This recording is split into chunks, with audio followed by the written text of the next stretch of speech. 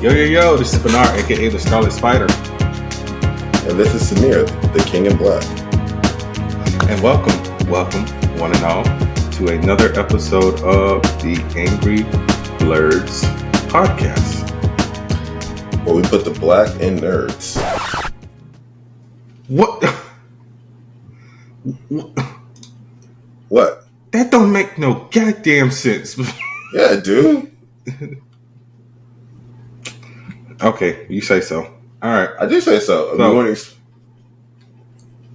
What? No, I mean, it makes perfect sense. What are you talking about? I thought that was a cool thing to say. yeah. You like the dad that tells the dad joke. Some shit say funny, and that wasn't cool, my dude. Sometimes you need to stand up and say, "Yo, I'm black." All right, deal with it. All right. Well, speaking of standing up, let's get the big news out the way. So, guys, we're recording this episode a little bit early because I'm going to Ranger Stop, but that's not the big news. The big news is the strike is over. So the actors have made a deal with, the big four studios after 118 days. It's about damn time. So this happened last night at yesterday afternoon. So November 8th around 4:40 p.m. So after a grueling 118 days on strike, SAG-AFTRA has officially reached a tentative agreement on a new 3-year contract with studios, a move that is heralding the end of the 2023 actor strike. So the SAG-AFTRA TV Theatrical Committee approved the agreement in a unanimous vote on Wednesday. SAG-AFTRA announced the strike ended at 12:01 a.m. on Thursday, and Friday the deal will go to the union's national board for approval. So the Performers Union announced a provisional agreement Wednesday after about 2 weeks of renewed negotiations. The development came not long before a deadline of 5 p.m. That the Alliance of Motion Picture and Television Producers has set for the union to give their answer on whether they had a deal. So one of the things that, like we said, was a big factor in this was AI and the regulations on that. So the union said that the pact is valued at over $1 billion and includes pay increases higher than what unions received this year, a streaming participation bonus, and regulations on AI. The tentative deal also includes higher caps on health and pension funds, compensation bumps for background performers, and critical contract provisions protecting diverse communities. If the deal is ratified, the contract could soon go into effect. If not, members would essentially send their labor negotiations back to the bargaining table for the AMPTP. So I am glad that the strike is officially over. For 3 years. We can... Huh? Yes, for 3 years. Yes, it's over for now. I mean... So, that's good because a lot of people had shows come out that they couldn't promote. So, like, Shalana Hampton, she played Vivian on Shameless. She actually has a show on NBC with Mark Paul Gosselaar called Found, where I can't remember the synopsis of the show. I haven't had a chance to start it yet, but she basically plays someone who deals with the with finding abducted children. So, bro, when this strike dropped, bro, she got on Instagram. It's like, finally, after 118 days, I could promote my show. I hope y'all are enjoying it. And like Jesse L. Martin, who played Joe West on The Flash, he also has a show on NBC called The Irrational, where he plays a behavior analyst. And that's actually a pretty good show. I watched the first episode. I started the second one over the weekend. But I got busy because Crown Jewel was also that weekend. So WWE pay-per-view kind of took precedence over a TV series. But yeah, so I'm glad these people can promote their stuff now. And, hopefully this deal and the fact that people can get their do their promotions now will possibly get people back into the movie theaters, because say what you want, those celebrities going out there doing press runs and junkets, that actually helps films for the most part. Because, I mean, nobody could promote Dumb Money. That movie ain't making no money. Movie only made $17 million with a $30 million budget. Why? Well, no promotion. Pay your actors. Pay your writers. Yeah. Pay your set staff. Yeah. But yeah, man. So, what are your thoughts on this? Finally being over. Hopefully, they can continue to get paid, either get their fair pay going forward after the 3 years when they renegotiate. Yeah, hopefully, because it's just weird going on social media and you see people have content coming out and they can't talk about it unless it's like you read like SAG approved it because it's like a little indie project. But it would have been nice to see Jolo and everybody who was a part of Blue Beetle doing promo for it as opposed to stuff that was already filmed in anticipation of the movie. But good. Leave, woman. But yeah, so glad it's over for now. And hopefully, it stays this way. But Samir, you got a story for us? All right, so this past week, I think like 2 days ago at this point, we had N7. They had an N7 celebration. It's a yearly thing they do for BioWare. Oh yeah. So they teased I can't even call it a teaser. I don't know what that was. It was kind of cool, but the problem, I don't know. BioWare, what y'all doing? So yesterday's here's my thing. I don't mean to cut you off, but every year for the past 3 years, you have came on this goddamn podcast talking about N7 Day, anticipating something. So we got something. So we got something this year. You're stepping on my anecdote here, but anyways, so yesterday's cryptic Mass Effect tease revealed precious little about what we can actually expect for the up and coming sequel, but it did make one thing very clear for me. The person who wrote this article, that is, BioWare really doesn't understand what mess it's currently in, what Mass Effect is as a franchise. Yeah, because the genre sucked. Yeah, it had a lot of issues. So it's like I don't know. It sounds kind of arrogant that they would release such a tease. Like I don't know. You didn't see it, but did you see the poster? Nah, I didn't see the poster this year. All right, well, the poster looked cool. That's about it. But the poster always looks cool, but it's like, where's the news? Right, that's what I'm saying. It showed a very, very, very brief snippet of it. It can barely be considered a thought. Like that's how brief this thing was, and it's like I said, it comes off as arrogant after all the f ups y'all had in the last 10 years. Like, don't worry, I got something about some f ups as well. It's like y'all come with this with little to nothing for y'all dwindling fan base. Like, come on now.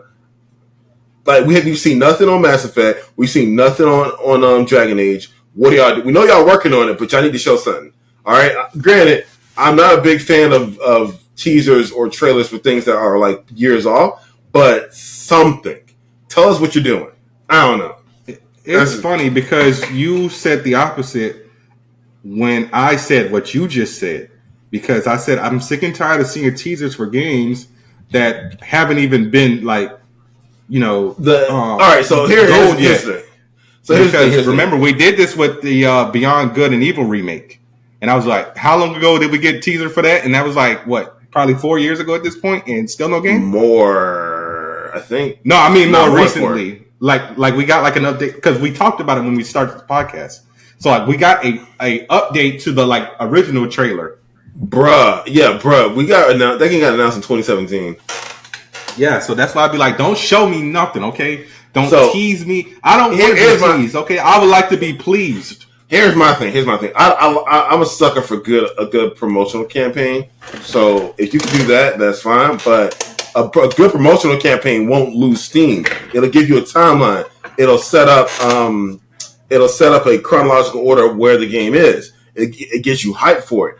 I like that kind of stuff. All right, and I have other things to play. I don't just play one thing anyway. So it's like, while I'm waiting on this game, I can finish a bunch of other games. So that I don't mind. I get that. I don't have no. So we're kind of talking about the same thing, but I'm talking about don't show me any footage. Yeah, you can update me, but don't show me anything. Yeah, because the only thing that's gonna do. Yeah, I don't even want to see that. Because I don't want to because I don't want to get hyped up. Like, yeah, but I'm also into lore, so it's like if you're gonna show me cinematic trailers with implications on lore, show me that. You know, that's fine. But again, at this point, you haven't even shown me that. Like, we haven't seen anything for Dragon Age, anything for Mass Effect. We have all we have is a proof that y'all making something. That's it. Y'all said something. Yeah, just a promise and a whisper on the wind. That's it. Because, bro, like I said, since we've been doing this podcast, we have seen 3 and 7 day posters. So that's why I just like, dude. I mean, the love for Mass Effect, I feel like it's going to eventually dwindle. Like, if this game doesn't come out within like the next 3 years, it's going to be like we don't even care anymore. I feel that if the game is good, people will play it and it will sell well. All right, people will always be ready to play really good games. So if the game is good and y'all don't fumble the bag, then it'll be fine. Don't fumble that bag though. It's going to be bad. All right. So, speaking of fumbling bags, Rockstar, after 10 years, has basically announced that Grand Theft Auto 6 will be coming. So, they posted a series of posts on social media, so on Twitter, Instagram, Facebook, saying next month marks the 25th anniversary of Rockstar Games. Thanks to the incredible support of our players worldwide, we have had the opportunity to create games we are truly passionate about. Without you, none of this would be possible, and so we are grateful to you all for sharing this journey with us. In 1998, Rockstar Games was founded with the idea that video games could come to be as essential to culture as any form of entertainment, and we hope that we have created games you love and our efforts to be part of that evolution. We are excited to let you know that in early December, we will release the first trailer for the next Grand Theft Auto. We look forward to many more years of sharing these experiences with you all. Sincerely, Sam Hauser, who is basically the president of Rockstar Games. At this point, Sam, I don't care. You milked Grand Theft Auto 5 for a decade and 3 generations of systems. Stop playing it. Stop buying it. I haven't bought it. Yeah, but see, that's the problem. You, sir, are a vocal minority. Okay? People have been saying for years. Oh, no. Yeah. But no, that's the thing, though. So we've been getting all this content with Grand Theft Auto Online, so people would be complaining, but then be like, oh, hey, guys, here's a new car. Exactly. So don't get mad at Rockstar when the game, the Grand Theft Auto 5 made $5 billion. No, it made more. It might have made more at this point. But at a certain point, it made $5 billion. It's the highest grossing IP in history. Okay? So don't get mad at them. Y'all keep buying it. Same thing with Todd Howard at Bethesda. Don't get mad at Todd Howard. Stop buying Skyrim. Okay? Every time they do a HD update for that game, people go out and buy it. All right? Stop buying Skyrim. Okay? You want Elder Scrolls 6? Stop buying Skyrim. All right? That's it. It's coming, but come on now. I seen the mixed signals. It's like it's a Resident Evil effect all over again. Y'all got mad at Resident Evil 6, but come on now. Y'all bought 5. Y'all bought 4. Like y'all showed me y'all wanted more guns. So I didn't know there was backlash to Resident Evil 6 because I bought 6. I just never. There was tons of backlash. Why should you be 6? There was tons. That was when my That was when my PS3 finally crapped out on me. You should just bought it on a different console. I only had a PS3 and a Wii when that game came out. Oh, lame. I had all the consoles. You had an Xbox? I've always had multiple consoles. Every generation. I don't recall you having a. No, wait, you did have a 360. I had an Xbox One, and I had a. You had a One? PS3. I had an Xbox One as well. Yeah, I got rid of it eventually because everything started shifting over to PC.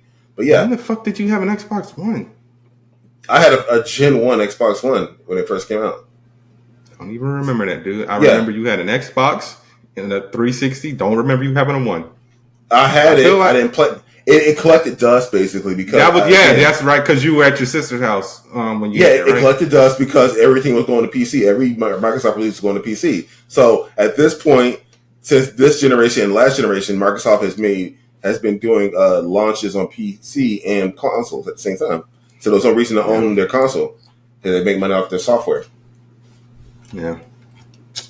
But honestly, I don't know if I care enough to eat. But the comments, bro, the people are ecstatic. I'm looking at this last one. So it said when the GTA trailer ends with coming in 2032, and it's a video of Tony Stark in the first Iron Man movie slowly dying after Obadiah Stane took out the arc reactor. I'm like, yeah, I can see that. But I mean, I'm over it. So, you got any more video game news besides the Max Payne remake? Yeah, we're getting a Max Payne remake. Yeah, don't know how I feel about that. I think bullet time in games has come and gone. You say that, but bullet time's so cool. I get that it's bro. What was the last game you played that had bullet time? Hey, that's another thing. So it's like I'm not saying that it's not cool. I'm just saying like the aesthetic. It hasn't been new. Are people really hyped about it anymore? Yeah. If it's done well, I think it'll be cool. So yeah, I don't know. You can always say that. Oh, who wants this? Who's asked for this? Are people still into this? And it drops and it's good and people buy it. That's all I'm saying. If it's good, it'll speak for itself. Hopefully. So we got a live. They announced a live action Legend of Zelda movie in the works. Wes Ball is set to direct it, with Avi Raj set to produce it for Sony. So here's my problem. Wes Ball, is he any good? Because I remember the Maze Runner stuff, but what does he have that's actually good under his belt? Why are you hating on the Maze Runner, my dude? They're not. They're mid movies, sir. I know you like the Maze Runner, but are they good movies? You can like a movie. The first three, I believe the first three are fresh. So that hits your criteria. Just because they're fresh. Just because they're fresh doesn't mean they're classic films. There's mid and just okay, and then there's stellar, classic, exceptional films. Does he have any of that under his belt? In that case, why not? He's only has okay. Never mind. So he's only done the first one. Maze Runner. Yeah, in Kingdom of the Planet of the Apes. Oh yes, no, I was worried about that. They announced Kingdom of the Planet of the Apes, which looks amazing, but they gave it to him when previously Matt Reeves had it. That's some big shoes to fill. Like, I mean, Matt Reeves is probably busy, so right. But I'm like, can this guy not fumble the bag? He's a fairly young director. He's only 43. I don't know. This guy's untested. And you got to remember, Matt Reeves is probably working on the Batman too. Yeah, no, Matt Reeves is busy. We know that. But Matt Reeves also proved himself with the Planet Apes movies and he has other projects. So fuck Cloverfield, huh? Yeah, exactly. Cloverfield was amazing. Yeah, so let's not forget that was like his first like big breakout. Because no one saw the Paul Bearer with David Schwimmer. I saw that movie. It was actually good. It was good. Bro. That's what I mean when I'm just the most random shit. Yeah, I saw the Paul Bearer. That was a good movie. It was nice. At 10 years old. Movie came out in 96. I saw it. Obviously, it was on cable when I saw it. I did see it though. It was a good movie. Okay. All right. So, but I don't know. I don't trust Wes Ball with this project. I don't think at this point I'm skeptical. That's all I'm saying. And hey, he might actually, make something out of it. And who knows? I mean, maybe, it's not his fault that the last two Maze Runner films were rotten. It's possible that, it could have been studio involvement. And I believe these are Sony pictures, aren't they? Let's double check. Oh, Fox. I mean, so he was also a producer on The Death Cure. So maybe so he ain't completely blameless. Like, by the way, the Maze Runner as a franchise ain't good either. So I can't put all this on him. It's a pretty flimsy YA series. So is it?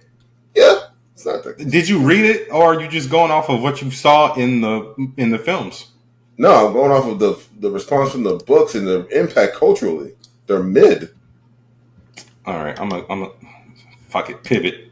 Pivot what? What are you pivoting to? I'm pivoting to the Defend the Maze Runner. All right. Kirkus Reviews Said it's hard to put down. This is clearly just the first installment, and it will leave readers dying to find out what comes next. James Harrison of the Desert Morning News labeled The Maze Runner as a thrilling, adventurous book for ages 13 plus that will get readers' hearts pumping and leave them asking for more. She noted that it starts out a bit slow, but as it marched towards Thomas's confusion and picked up pace as he became more accustomed, she wrote, it's almost as if Dasher, who was the author James Dasher, is easing the reader into what becomes a fast-paced, nonstop action. However, she thought the only drawback was the fictionalized slang, saying, while it feels realistic and fits his characters, it gets pretty old fast. On the plus side, however, it is so often used that the reader almost becomes desensitized and learns to ignore it. So I get it with the slang. I mean, that's like with Batman Beyond. It's like, how many times you going to hear somebody say slag them? Or sway. Yeah. So listen. Okay, so these books were released around 2009 and so forth on that point. At that point, the publishing world was really in a very interesting place. So there was a boom in YA production because of all this, because of all the popularity. So we had Twilight came out, took the world by storm. Harry Potter was still running strong, right? And then we had Suzanne Collins dropped the Hunger Games, right? And all these projects had multi-million dollar franchises. Like they were hitting a billion in their total, right?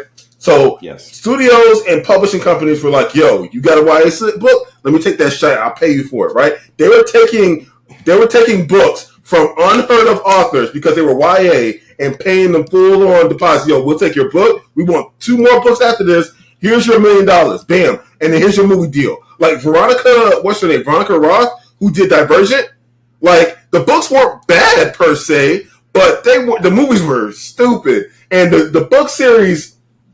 I mean, the book. Okay, I don't want to just shit on her work, but they took a while to get going because they basically gave her the key to the kingdom, and the series wasn't even started yet. So she had to write all that. Like it felt unfinished for like the whole series. And by the point, if you're a reader, so basically, her first book came out, and they did the movie, and they basically pulled a Dexter. So like. The first book was pretty much done, and they didn't really have anywhere to go for that, so they had to wait for the second one, or even Game of Thrones at this point. Is that what you're saying?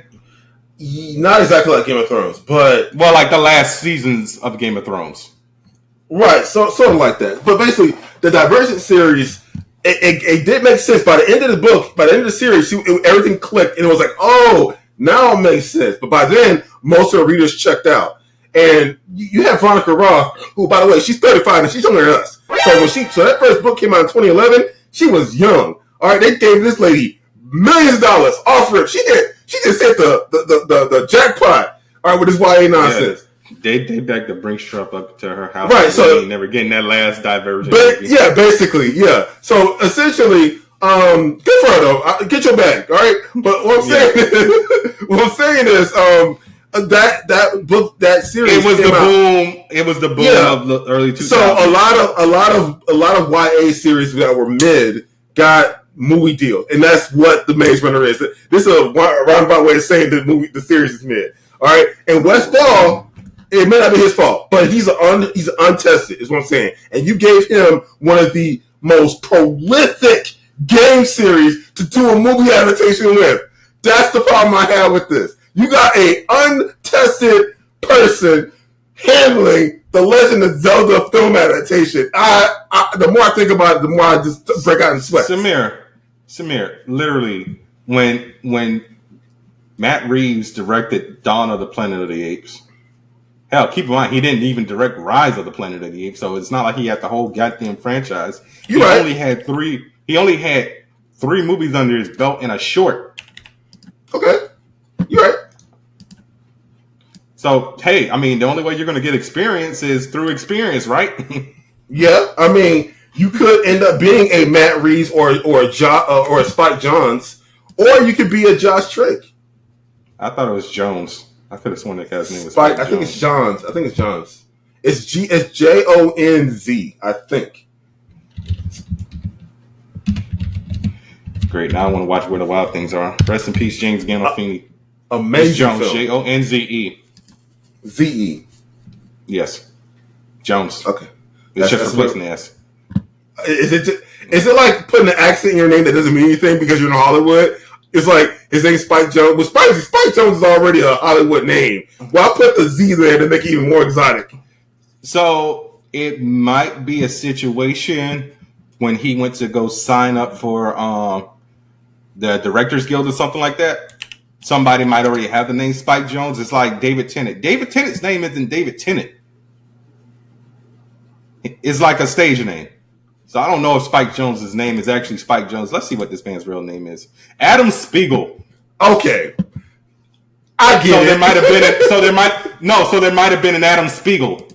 Possibly. Already. But Adam Spiegel, yeah, I can see that. That sounds like a very common name. I see it. Okay, so yeah, Spike Jones is a Hollywood name. Okay. Anyways, I digress. Bro. Okay, slight tangent again. You know what Tom Cruise's real name is? Look up Tom Cruise's name. Oh yeah, I know. Yeah, I know. Look it up. No, look it up so the people can know. He needed to call himself. He went with the most Hollywood name he can go with. Yeah, he did. Oh God, Thomas Cruise Mapother. Like, okay, the fourth. Don't forget the fourth. Yeah, the fourth. Like, oh, wait, okay. Like, bro, you got the jankiest sounding last name, no offense, and you 5'7". Like, but you made it. All right. Weird dude, but you made it. Why you shouldn't know this man height? He weird. All right. At least he ain't pulling the DeSantis with the risers. Yeah, I heard about that. Okay. But also, so Valve has announced that the Steam Deck OLED will be coming out, so it's going to have a bigger screen and longer battery life. So another thing about the Steam Deck, they also came out while they announced this. No, it's selling like crazy. They sold 1 million units, which is great. While they're selling this, though, they also came out and said that in addition to releasing the OLED, the technology to release a 2.0 is not here yet. So we got the Steam Deck for a while now. Oh, okay. I thought you were talking about software, not hardware. Yeah, which is great because I want more time with my Asus Ally. I don't want to have to upgrade this yet. I'm having a good time with this. You said you haven't been playing it for a minute. You said that last week. Yeah, I'm gonna play more of it. Also, a Bloodborne movie is in the works. So I don't play Souls-like games. I tried to play this one because it looked cool, and I was just like, couldn't fuck with it. So I am curious. See, for years, I've been saying, oh yeah, these Souls-likes are great and all, but their stories are shit. So I'm like, I want to see what this is going to look like. Yeah. How much padding are they going to have to add to fill out this nonsense? Because these games don't have stories, they have lore. All right? So it's always some janky, cryptic nonsense and a whole crap ton of lore, but nothing else in between. All right? So I want to see what they're going to do here. So they want to build it from the ground up. No, this substance it's all in the gameplay. No, but I'm talking about story-wise. Story-wise, it's not. I mean, I would say it lacks substance. It lacks character focus. Is what it lacks. So it's the setting is there, the environment's there, the vibe is there. Everything is meticulous, but it's not It's not pointed to any one character. So you meet people. And they're just themselves. There's no growth in any like even NPCs. They're like, "Oh, I'm this, and that's all I'll ever be throughout the entirety of the game." And they'll reveal more of themselves, but they're still themselves. It's like there's no arc. It's like I'm sad because of this. At the end of the game, they probably be sad because of that. Still, there's no. That's why these games are like the way they are. They're all depressing, and that's their point. You know, it's like Dark Souls is the only one that has a long-standing franchise. Oh, that is Skyrim. No, there's some sequels. We have The Surge 1 and 2. We have Lords of the Fallen 2 of those games. Yeah, but they're separate franchises. I'm talking about direct sequels. Those we have, like I said, The Surge 1. There's Souls like that. Neo has 2 versions of it, 2 games back to back. Oh, they have like franchises and smaller sequels and things like that. And the genre Neo is considered a Souls-like. Yeah, sort of. Yeah, it is. Oh, because I got that game. You never played it? Nah. Yeah, it's a Souls-like. Yeah, it's not like other Souls-likes, but it is considered a Souls-like. It's an action RPG. Yeah, I got it for like $5 at Best Buy. It was on sale. Yeah, all right. Well, Neo 2 is where it catches its stride. Okay. Yeah, Right, I mean, I'm forgetting Jedi Survivor and Fallen Order. Those are Souls. You consider those Souls like? They're Souls likes. Yeah, they are because of the way their gameplay model is. They have to be considered. They're like baby's first Souls like, and they're like the only ones in the genre that have again a pointed narrative with a realized protagonist. I mean, I think the Surge might have one too, but that story is also janky there. All right, so in the last bit of video game news, so for those of you who like to record clips on your PS5 or screenshots and post them to Twitter, like whenever you get a platinum trophy in a game, shout out to me, Spider-Man 2. So that will be cut off. So I think that update actually came out already. So Sony said that it's removing support for Twitter on all PlayStation games effective next week. So as of November 3rd, integration with X, formerly known as Twitter, will no longer function on PlayStation 5 and PlayStation 4 consoles. This includes the ability to view any content published on X on PS4 and PS5, and the ability to post and view content, trophies, and other gameplay-related activities on X. So they didn't give a reason why. But I guess it's just because of Elon. Because apparently Xbox did this back in February. I'm sorry, in April.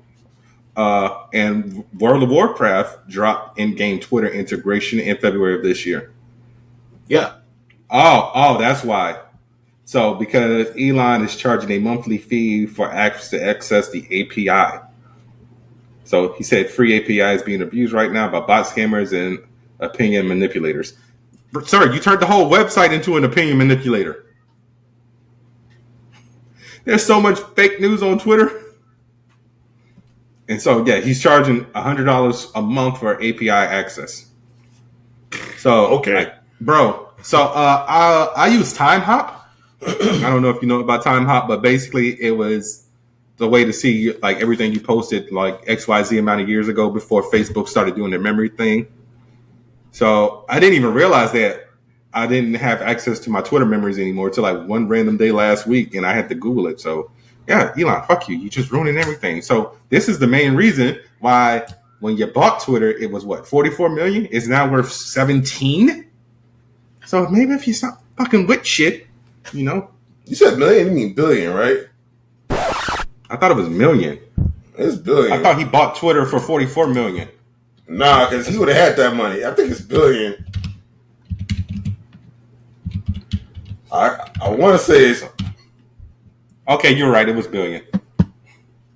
Yeah, 44 million. I mean, it's a lot to us, not to him. That's why he was like, I don't want to pay that money. Yeah. I thought he was just being cheap.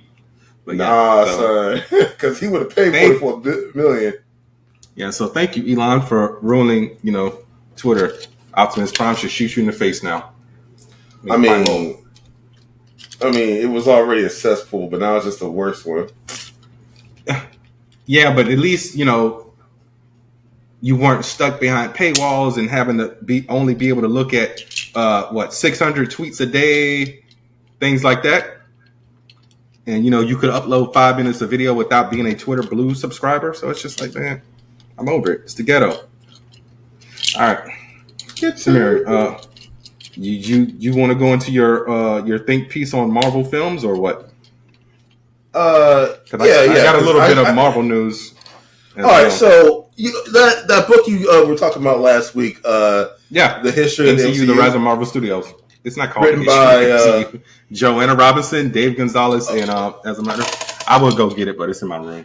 Yeah, don't need to do that. Anyway, so I came across this video essay.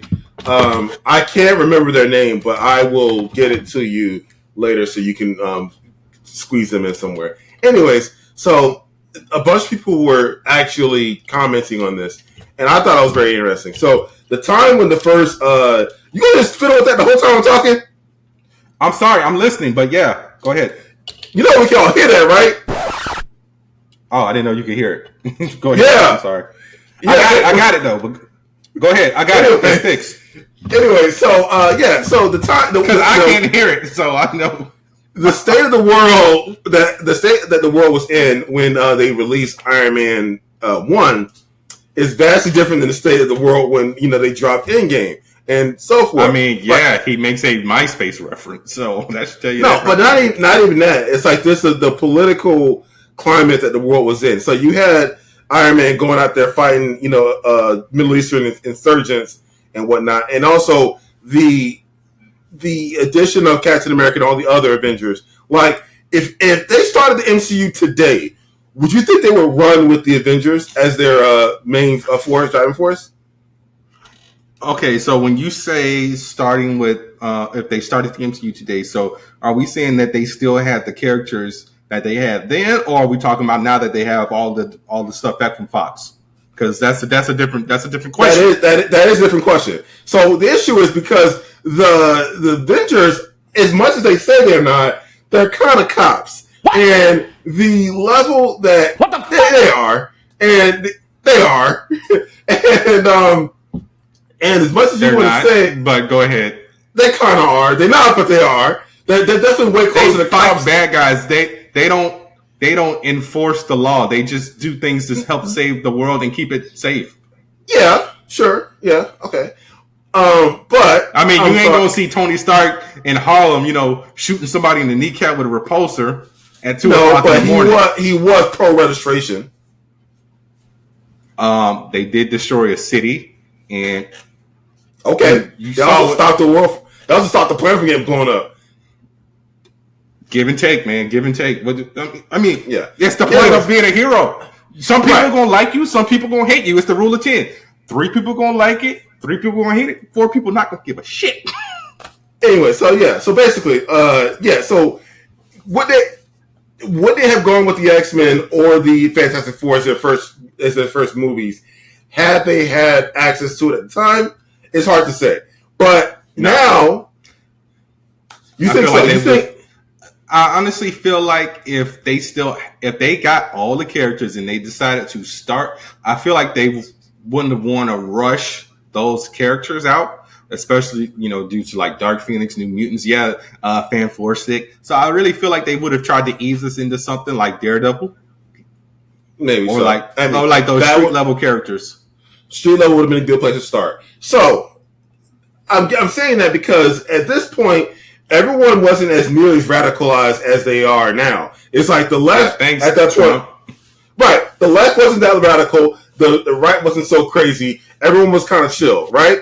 And then as it came on, as it kept progressing, it just got more and more divisive. And Marvel. Oh, by the way, it wasn't that diverse either. That's another thing. Marvel was not that diverse back then. Well, Kevin Feige is trying to rectify that. He said that on the record for years. He said it was a mistake hiring Tilda Swinton to be the Ancient One. That's the reason why a lot of characters have been gender bent lately. So not only the Ancient One, but Ghost, Taskmaster, and Marvel. My issue with Taskmaster wasn't the gender bending; it was the lack of personality.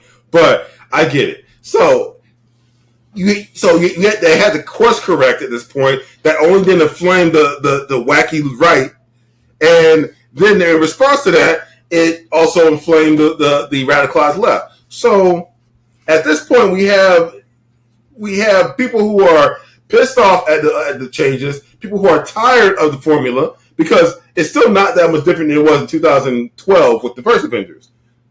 There isn't that the formula is still there. So you have a formula that is that old when, mind you, have people who grew up on the MCU and are now Gen Zers who are pissed at everything because of the way the world is. Fucking Gen Zers, man. Hey, don't get mad at them. Get mad at the system. Why? What's outside, Bernard? It's hot. It's hot, Bernard, because of global warming. It's also a little bit cool, bro. It was like in the mid 70s all day. I mean, you've been in the house all day.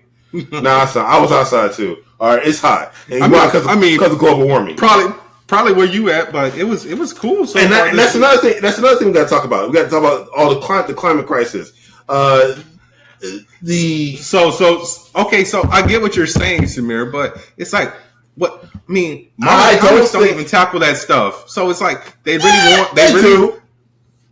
It's very rare. It's like somebody has to have their brain infected by a symbiotic worm or something to deal with shit. It's crazy how comics will freeze to on certain instances to talk about certain issues. So, like, you remember all the 9/11 issues, specifically in Marvel? Only person who had a 9/11 issue was Spider-Man. Nah, it was more than that had 9/11 issues. There might have been like a giant, like 80-page spectacular, but I think Spider-Man. I mean, they had Dr. Doom crying. I'm like, bro, I seen you commit genocide. Are you sure you crying over this? They had Magneto up there taking pause. I'm like, would he care about this? I've seen what this man has done in the past. Keep in mind, at that time, Magneto was a good guy, and sure, but he's seen a lot at that time. That's Samir. DC did the same thing. I know, and it's always wacky when they do it. I'm not saying they can't say something about it, but it's like the way they did it. It's a little hammy. The point is, I don't know. So what you're saying is you want Marvel Studios / Disney to include sometimes real life events or something very similar to it. I think they need. They might need to go on. Well, I think the closest thing we got to that was Falcon and the Winter Soldier, where everybody was displaced.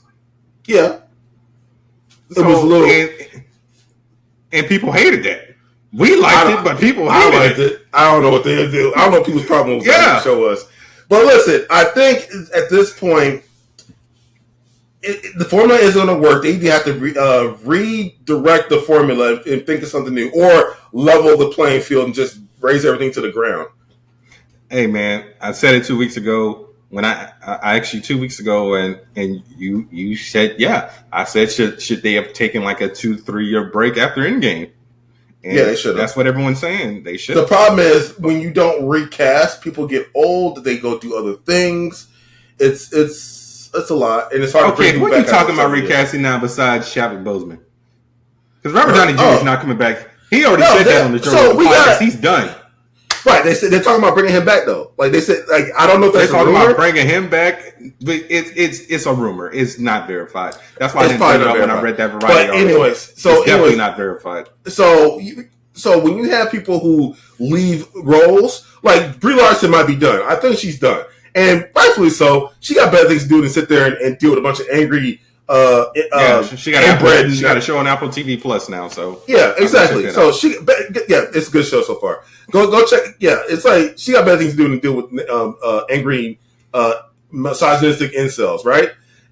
So when she leaves the role, we still need a Captain Marvel. You know, so are we going to recast her, or are they going to let the character die? They'll pull an Optimus Prime in Transformers, or was that Transformers? Somebody, Starscream. Just she'll fly out into space and we'll end up with Linkin Park, What I've Done, or something. So she'll be back in 5 years with a different face. Maybe it's fine. That'd be fine. I guess they do it that way. But it's like they need to stop being so averse to recasting, and they need to be a little more radical with their changes in their decisions. In my opinion, they're playing it. They played it so safe to the point where they sunk the ship. But here's the question: so we obviously know you want T'Challa recast. Who do you want recast? They need to push Letitia right now because that's what they need to do. Yeah, where is she? Okay, she's probably taking a break. So yeah, we talked about it. Who do you want recast? Who is either possibly not coming back, i.e. Brie Larson, or who is left, i.e. Chris Evans? Although Chris Evans said it's possible he will come back. He just wants to take a break from it. Okay, so because they already a character who has a legacy. Yeah, but they can always reverse that the same way they did in the comics like twice in the past decade plus. I mean, Captain freaking America. So if it's a mantle character, just swap them out, which I got no problem with. So I mean, unfortunately, you can't bring T'Challa back because you already wrote that he died, unless Secret Wars is supposed to soft reset everything. So I mean, then we can get a new Captain America and possibly another Tony Stark, but you also face the possibility of getting backlash for that. So it's like, who the fuck is this dude? And why is he Steve Rogers? I feel that now would be the time because Marvel's a singing shit. Everyone sees it. There's blood in the water. Everyone's talking about it. I don't think it's a sinking ship. The reviews for the Marvels, which should have been amazing. Hopefully, it's good. The reviews are less than great. It's just barely there. It seems like a mediocre film. It's at a 59. Oh, really? It was 61 last time I checked. Like it went up, down, went back down. That's crazy. I didn't know it went up. I mean, it went up. It went up. It was at 61, and now it's at like 59, which is nuts. It's at 59. Yeah. So, it got new reviews. Last time I looked, it was at 179. Now it's at 185, and now it's Yeah. So, but the audience seems to enjoy it. But hopefully, it makes some money. I mean, anyway. So what I'm saying is, they need to do something. They need to do it quick, and they need to figure out where they're going. And I get it's hard. All right, there's a lot of moving parts here. That's another thing. In 2012, there was what? 6 films? 4 films? 1, 2, Thor, Cap, Hulk. You can barely count the Hulk. It was it was part of it, but they didn't do it. Like that happened. It was part of that. No, they did do it. That was a Marvel Studios production. Yeah, but Paramount had all their claws into it, though. Yes. So it was weird. The licensing was weird. No, it was a Paramount Universal thing. So Paramount released all the Marvel movies, but Universal still had the rights to Hulk. So that's why Hulk is tricky. So anyway, so 5 years before Avengers. I did think they juggling a lot of hats here, and also the lack of pay to the VFX and all that stuff. So going forward, I'm about to end my anecdote here, but going forward, I feel like they should first of all pay their VFX, pay their writers, stop firing the directors. Okay, that's one, and also be a little more. Who got fired? Blade. I thought he quit.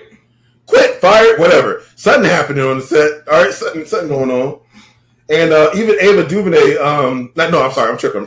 Nia DaCosta. Even Nia DaCosta was like, "Yo, I'm done with this." Right? Like, she didn't. No. See, you're misconstruing what I said last week. She was pretty much done with post production when she went to go work on another movie. So she was still coming to do some stuff. It's just she didn't need to be as hands on. It's not like she's not promoting the movies, but no, I just feel like she wanted to do the movie her way, and obviously Disney wants them to do it the Marvel way. And like I said, I believe I said it last week, that's the reason why a lot of directors leave. Like that's why Edgar Wright left. That's why possibly the 2 directors for Blade left. That's why Scott Derrickson left Doctor Strange in the Multiverse of Madness. Yes. That could also be Sony's fault because they pushed up Spider-Man No Way Home. Oh God, I'm sorry. Which fucked up the entire timeline because, like we said, Doctor Strange was supposed to come out before Spider-Man, so that caused Multiverse of Madness to get a whole rewrite because the original villain in Multiverse of Madness was supposed to be Nightmare, not Wanda. Yeah. And America Chavez was supposed to be the plot device for No Way Home, not Ned with the sling ring. That would have been so much better. I forgot about that. God, that was dumb. Sony, man. But I'm pretty sure they'll eventually get. I'm pretty sure they'll get around to eventually course correcting. It's just gonna take a minute to pivot. I mean. But we might just have to thug it out till Secret Wars, dude. And I feel like I said, that's the soft reset. And I really do have to start that book. I just haven't had the time. This week has just been busy as shit. Oh, don't get me started yet. I had to squeeze in 3 episodes of the show. You decided to text me with at the last minute. I'm like, oh God. So while I'm still keeping it on Marvel news, Disney Plus has confirmed that What If Season 2 will be coming out this holiday season. So sometime between the end of November, beginning to possibly mid-December. And so we've already had the Marvel feature presentations, with the Guardians of the Galaxy Holiday Special and Werewolf by Night. So now Marvel is set to perform something called have a new banner called Marvel Spotlight. So this is going to be starting with Echo, and this banner is going to let fans know whether or not the titles depend on prior MCU knowledge. Starting with Echo is a bit stupid because the things that take place in Echo are pretty much a casualty of what happened in Hawkeye. So if you didn't watch Hawkeye, how you going to know about Kingpin getting shot in the face? How you gonna know about Daredevil? Make it make sense. Like, you know, it should have been a Marvel spotlight. Moon Knight. Oscar Isaac ain't coming back. That goes back to what I'm saying. Like, what? Recast the man. Look, I like Oscar Isaac. I didn't like it initially, but I like where it ended up. I mean, we were all mad at how that show started because we were just like, what the fuck is going on? I know Moon Knight, and what is this? But recast. It took us, 3.5 episodes, but we got it. Yeah. I feel like recast it, yeah. Yeah, May Calumet got a great role. Like, can we get more of her? So just fuck everybody else, huh? Fuck I can never remember that guy's name. Aubrey Abraham or something as Khonshu. I mean, he had a good voice. That was a dope voice. But yeah, I want to see more May Calumet. I'm sorry. Yes, I'm gonna step on this real quick. I thought she did an amazing job. Red Scarab looks so cool. I want to see more of that character and more. Yes, more of her. Okay. See, this is what I mean when I try to call y'all on this shit. I want you to own it. Okay. Don't try to play dumb under the guise of what are you talking about. I've always liked wrestling. She was so good. I'm not saying she carried the whole show, but she was definitely one of the reasons why you watch the show. Possibly, but so yeah, I don't think we got any more Marvel news. I do just want to throw one thing out here, and I just saw this, and I was just like, "Come on, man!" Out of all the ways to promote a tour, Samir, your boy, the Joker. Why is he my boy? You listened to 30 Seconds from Mars. Not since that was definitely an early 20s sort of thing. I might jam the kills once in a while like everybody else, but I don't listen to 30 Seconds from Mars that much. Well, hey, maybe this new album might be fire. This new album may be fire, possibly. No, they announced a tour. That's what this was for. He was announcing a tour, not an album. So he climbed the Empire State Building.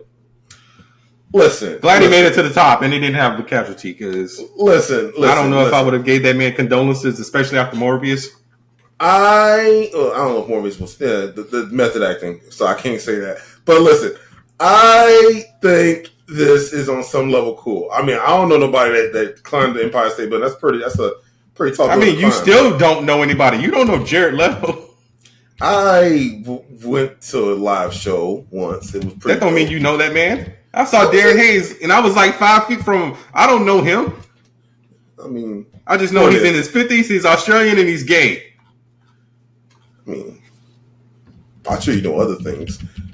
Anyways, the point is... Yes, and his middle name is Stanley. And he auditioned for episode 3, Revenge of the Sith. I'm not going to hate on dude accomplished something. I mean, how many people can say they climbed the Empire State Building? Okay, so yeah, I will give him credit for that because he did say this was a personal goal. But okay, so within the past 3 weeks, I'm sick and tired of these celebrities and their personal goals. Because I don't know if you heard it, Flavor Flav sung the national anthem at a Milwaukee Bucks game, and no, don't do it. Did you see it? Because that is his real name, Jered Joseph Leto. Yeah. But yeah, so, I mean, out of all the ways to announce a tour. All right. So, Samir, what are we talking about next?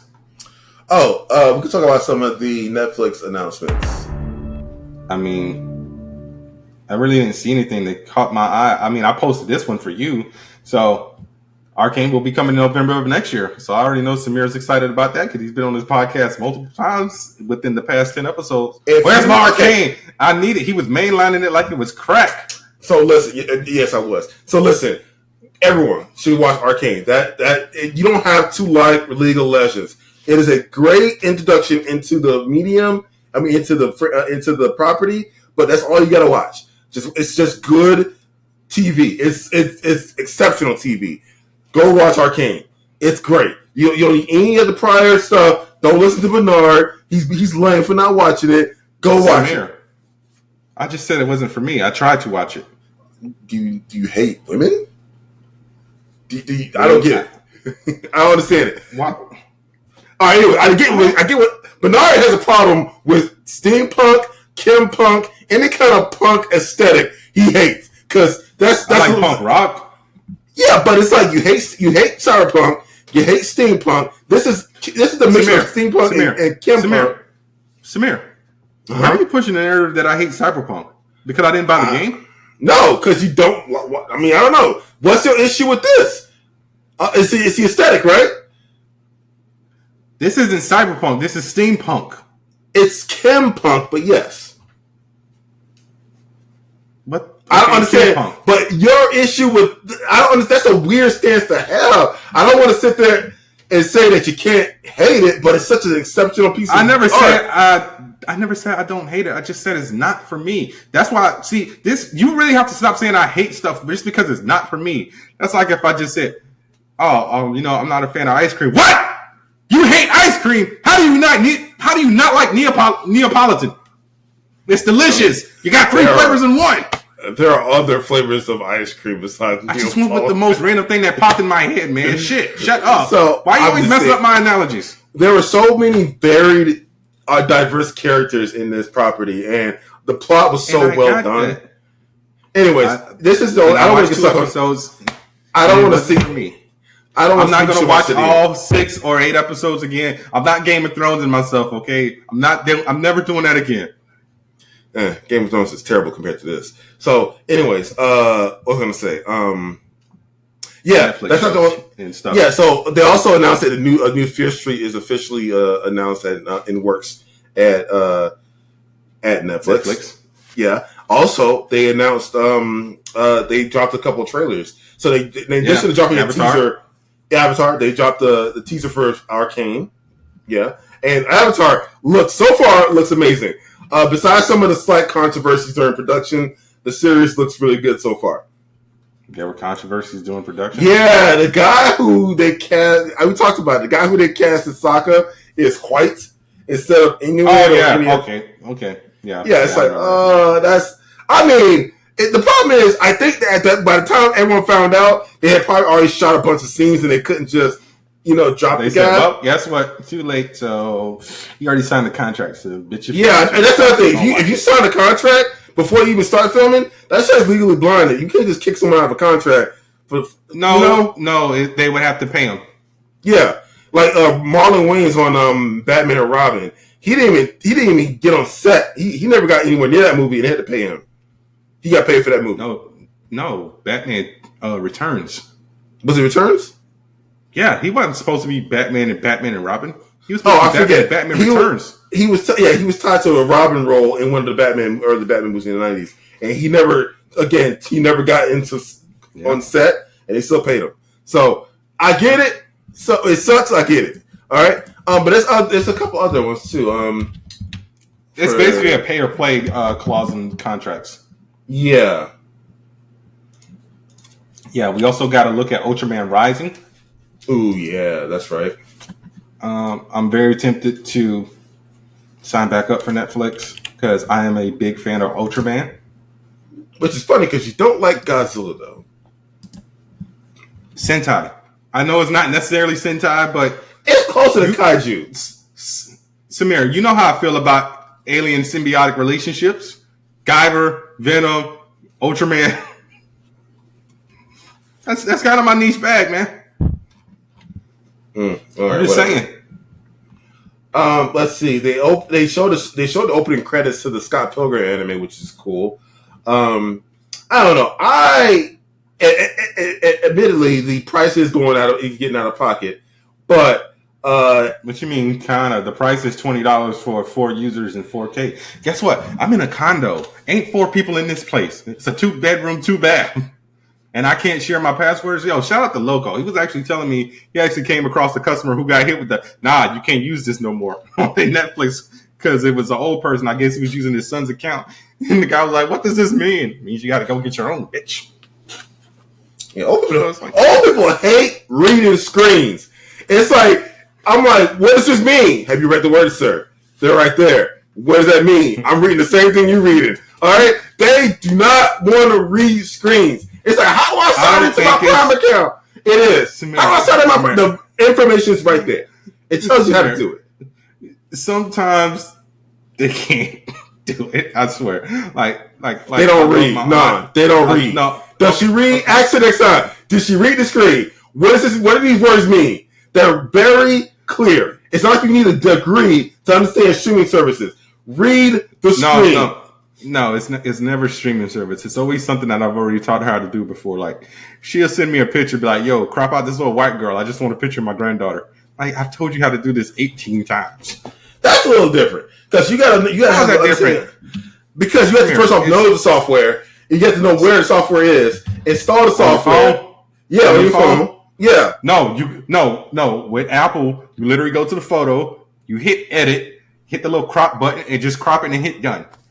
Oh, okay. Then that's another difference altogether. Yeah. But that's the thing though. It's even easier to just read the screen and follow on screen the directions. And it's okay. Oh no, she won't do that. I've seen her videos on how to do it. She's like, no, you show me. Yeah, exactly. They're lazy. I'm like, can I just eat my ice cream in peace? I'm like, yo, I roll up in there. I'm like, yo, read the screen. I'm out. Like, I try to help them out a little bit, but I make them read the screen. What does the screen say? Sound out the words. All right, I go on first grade on them. Anyway, so yes. Netflix has a bunch of announcements coming out, so that's pretty cool. They got the last season of Umbrella Academy. They released stuff about that. Ryan in the Dark. Yeah. They also talked about their latest releases that have been getting rave reviews, like Blue Eyed Samurai, which, have you seen that? At least one episode, Blue Eyed Samurai. Honestly, dude, no, I'm straight away from Netflix. Like, only thing I've watched in Netflix related was One Piece, and that was because you were like, yo, man, let's sell the 7 Gs. Never finished reviewing it. So. Wow. Anyways, watch Blue Eyed Samurai. It's amazing if you haven't got a chance. Yeah. And we're getting Rebel Moon soon. That's coming.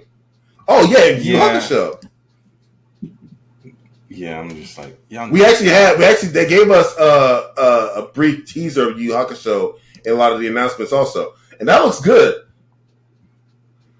I get it, but they need to stop stop with the anime adaptations, because y'all hitting right now, but y'all won't hit. It looks not if you stay on top of it. There's no slump if you keep trying. All right. The problem is people don't try. Okay. Stop skipping. Stop. Go look for shortcuts. Put in 110%. I know it don't make sense, but put in 100% of effort. You won't fail. People will see the effort and they won't be nearly as pissed. The problem is people see our projects and they don't see the effort. It's like the answer was clearly right there. Why did you choose to do this? Laziness. Yeah. Most of the time. Yeah.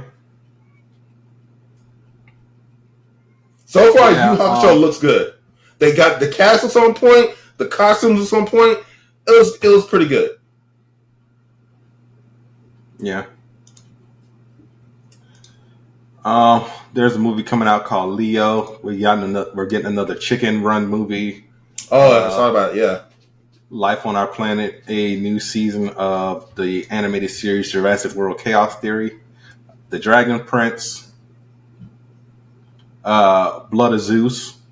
So that's coming back. Yeah, that's crazy. I didn't think that would come back. Yeah, Code 8 Part 2. Still haven't watched the first one. That's the movie that Robbie and Stephen Amell did. So it's coming exclusively to Netflix. Millie Bobby Brown has a fantasy movie called Damsel. Oh, okay, yeah. Next year. Also, we're getting a third movie for Enola Holmes. If you haven't watched that, the first two films are really good. So check out. So hopefully, wait for the third one. Oh, you didn't like the first one? No, I did like the first one. It's just it was at that time when there was nothing really catching my eye to make me say, "Oh, let me turn on Netflix." It's like I feel like Netflix lost a lot of steam with me. Like somewhere along the lines of like season 5 of Big Mouth, because I couldn't even finish that season. Either season 5 or season 6. So whatever season came out like the beginning early this year. I can't speak to why you feel. I don't know. The business model. There was a lot of stuff on there, but there wasn't anything that was like catching me to keep me there. You know what I'm saying? Like if it wasn't like something that I had already seen or something that like really like appealed to me, it was just like, why am I paying for this? Like I can always go to Max and I can always find something to watch. Like, be it Doctor Who, Torchwood, Friends, The Big Bang Theory, Aqua Teen Those are Hunger all Force. old shows. Those aren't new original content. Those are just rehashed old shows that you like. That's all comfort viewing. That is also true. I'm trying to. Even some of the HBO stuff, like The Righteous Gemstones. Like, I didn't watch that on HBO. I watched that on Max. Danny McBride show. Vice Principals. No, I was Righteous Gemstones is Danny McBride show. I was naming current stuff or stuff that has been on the air within the past year. But we got any more Netflix talk? I think we touched on the, or at least grazed most of the content. All right. So, you got any more stories you want to go over? Because I just got this last one, and I'm just like, why do they keep doing this? I get it, tax purposes, tax write-offs. So we have a John Wick anime in the works. That's pretty cool. I mean, yeah, but we don't really know much about it, and who knows if that's even going to come to fruition. I mean, do we really even need a John Wick anime? We're already getting the game when no one played the first game. People played it because... Huh? People could. I mean, I don't know what. No, it's not a sequel. It's a different game. Oh, yeah. So, Oh, I have other news, but go on with your story. Yeah, Warner Brothers decided to scrap another movie, like they did with Batgirl, that one Scooby-Doo movie, and it was something else. So, the Coyote versus Acme movie, starring John Cena, which was supposed to be like their fourth or fifth live action animation, film after Looney Tunes Back in Action and the two Space Jam movies. So yeah, they decided to just scrap this $90 million movie for tax write-offs. Lame. Oh wait, never mind. This one was $30 million. Lame. Yeah, so I'm just like, I kind of really want to see this. So here's what they say. With the relaunch of Warner Brothers Pictures Animation in June, the studio has shifted its global strategy to focus on theatrical releases. So why did y'all not put this movie in theaters? So this is what the spokesperson said. With this new direction, we have made the difficult decision not to move forward with Coyote versus Acme. We have tremendous respect for the filmmakers, cast, and crew, and are grateful for their contributions to the film. Put the movie in theaters. It's done. And once it's a cash no, I'm saying I know, but I'm saying they were talking about they're moving in a new direction to move stuff to theaters. So simple, just don't put this on streaming first, you idiots. I don't know. I mean, it could have made. Did they think it wasn't going to make any money? I mean, it's possible it wouldn't make any money. It could have bombed. The issue is the tax write-off was guaranteed. But yes, that would have been a risk. So I on a logical level, I get it. But from an artistic standpoint, that's chicken shit. That sucks. Y'all some bitches.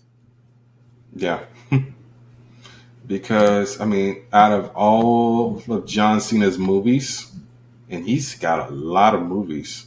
Yeah, that boy working. That dude be working. But he one of them actors that like going to work. Yeah, I think the only movie that he had within like the past 5 years that bombed was that one where he's a firefighter. What the hell is that? No, Vacation Friends 2. But that went straight to streaming. Yeah, that wasn't in theaters. Oh, did that bomb? I'm talking about movies that didn't make any money. Oh, I don't know if it went to streaming, so I'm not. I mean, I didn't watch Vacation Friends 1 or 2. I watched the first one because I was sitting at my in-laws' house. I watched it. It was some parts of it were funny, and then I heard the second one was even less funny. Yeah. So yeah, like, okay, he did a movie that went straight to. Did this go straight to DVD, or was this a limited release? He did a movie that came out last week called Freelance. It had a budget of $40 million and it made 6.1. It was him and Allison Brie, Christian Slater, and somebody named Juan Pablo Raba. Oh, and Alice Eve was in this. Oh. Amazing to hear her name after X-Men First Class. She's been in other things. What was she in X-Men First Class? Oh, bro, I forgot. Emma Frost. I forgot he was Rocksteady in Mutant Mayhem. Yeah. Yeah. She was. But I would have liked to see the movie. Yes, she was. Wasn't that January Jones? Crap. What am I thinking of then? Star Trek Into Darkness. I thought she was also in an X-Men movie. Or am I thinking? That was January Jones. Okay, you're right. But yeah, I remember she was in Star Trek Into Darkness. What the hell am I thinking about? All right, can we get to the next story? Oh, are you done? She was in Iron Fist. Yeah, go ahead. It just sucks that I'm sick and tired of Warner Brothers with the damn text right off. You don't hear Disney or Netflix or anybody else doing this crap. Yeah, they own their losses, you know? So after, oh boy, I don't know how many years they were doing this. It's like a 30-year long gag, but the Simpsons will no longer have Homer choke Bart going forward. Okay, so here's my question to you. Why do you always come on this podcast every week and try to shit on something I love? What you mean? Go ahead. Get shit off, because I know you're about to say something. Go ahead.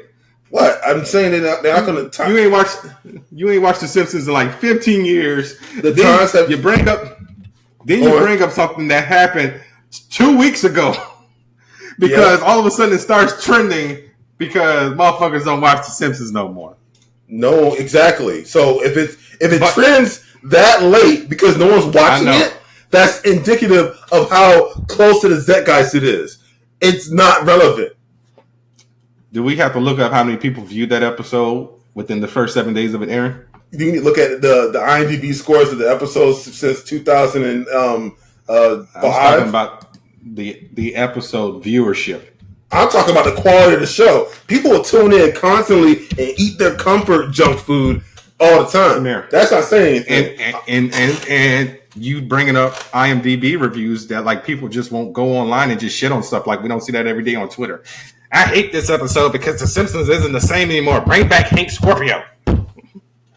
I mean, people want Hank Scorpio back? My dude. I just said some random Simpsons character. Yeah, Hank Scorpio, but like they want him back? That was a hypothetical, Samir. Oh, damn. Anyways, I was done with Hank Scorpio back? I was just wanting to put that snippet in there. I have a bigger story to talk about. So this is pretty huge. Well, do you want me to tell you the point of reference as to why that was even said? Because it was said in an episode. So Homer and Marge, they got new neighbors. Like this whole episode was actually pretty good. So Nelson has been infuriated by these stop bullying videos that the school is showing. So he's taking his bullying into overdrive. Lisa's cyber bullying Nelson into making him Bart's bitch. And then this other kid is helping Nelson counteract Lisa's cyberbullying. But at the meantime, Homer and Marge got a new neighbor. The neighbor sells Lamborghinis. Homer shook his hand. The guy said, "You have a very strong handshake." And that's when Homer threw out the line of, "Yeah, it's come from years of choking the boy, but I don't do that anymore. Times have changed." So that might just be a 1-bit line. That's a lame way to do that. And for all we know, because I got the Halloween episode that aired this Sunday and the episode before that to watch. For all we know, Homer might choke him before the end of the season. So if he does, I'll let y'all know. Okay. Yeah. So I guess stay tuned for the Angry Blerds recap of the Simpsons episode because you're not gonna watch Simpsons to get it. Anyways, let's move on to the next. Let's move on to the next. Quit shit on shit I love. How about that? No, I'm going to keep doing it. So, all right. So basically, flagship gaming website, the Escapist magazine, just lost a lot of its personnel, including its one of its biggest stars, Ben Crawshaw. Nigga, goddamn. What's his name? It's been. Hang on a second. What's this guy's name? Well, maybe if you shared it in the Twitter chat instead of going to Reddit for your news, I could help you out. This was kind of like a breaking news sort of thing. What is this guy's name? Jesus Christ! I'm gonna have to cut all this out.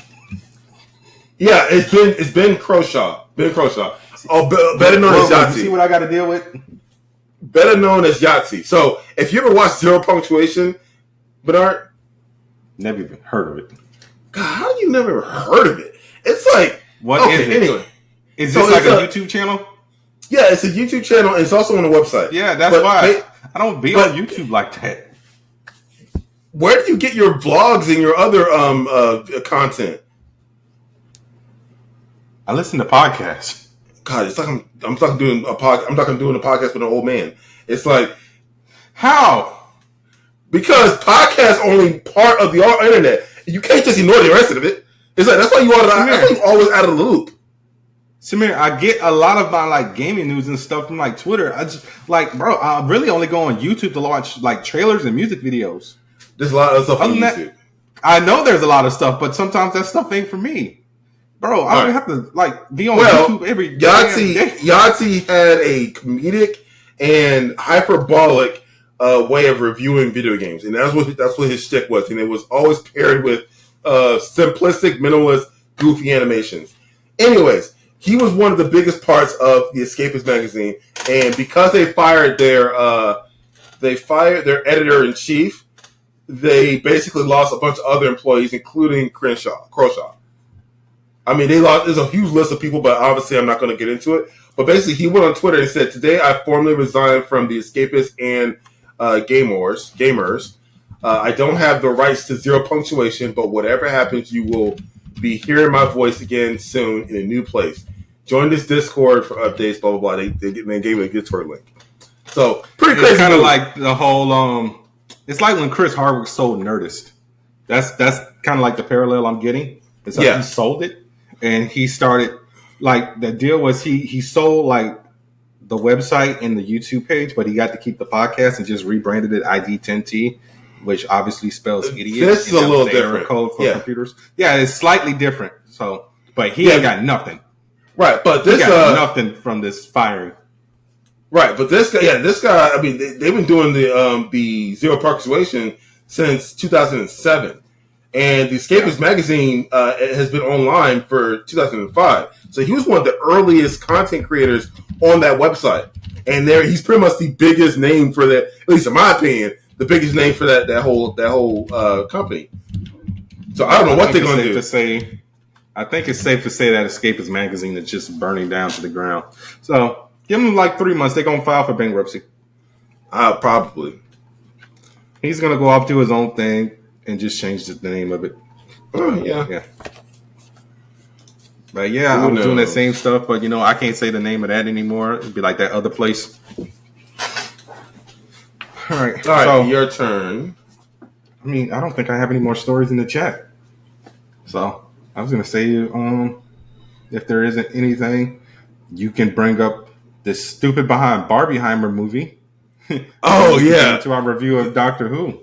Someone basically created a low budget, $1 million budget Barbenheimer movie. I mean, it's about a scientist doll, and it's dumb. But basically, someone took the idea of Barbenheimer as a marketing social media phenomenon and made a movie out of it. And they made a low grade B movie, and I'm not sure when it's coming though. It's in the works, so we don't know anything yet. But I'm curious to see what happened when the trailer drops. We don't know how janky this is going to be. It's going to be probably pretty janky. I mean, it's also possible that it could look good. I mean, depending on what type of video editing they have, and I mean, it's a budget of $1 million. They can crowdfund and get money for the rest. Who knows? Who knows? Another thing I forgot to talk about was Greta Gerwig's Chronicles of Narnia is set to... I see what you did there. You did there. That's a nice segue, sir. I applaud you on that one. Greta Gerwig directed Barbenheimer. Circle it back to Greta Gerwig. Yeah. Okay. Well, anyway, she's also set to produce the new Chronicles of Narnia movie, which is going to start producing for Netflix. We forgot to talk about in 2024. So I'm a big fan of the Chronicles of Narnia movies, and I did read the books as a kid. So, and I'm a big fan of Greta Gerwig. You said Prince Caspian was ass. Oh no, Prince Caspian was the last good one they had. That movie was fire. I thought there were only 2 movies. No, there's 3 movies. The Voice of the Dawn Treader.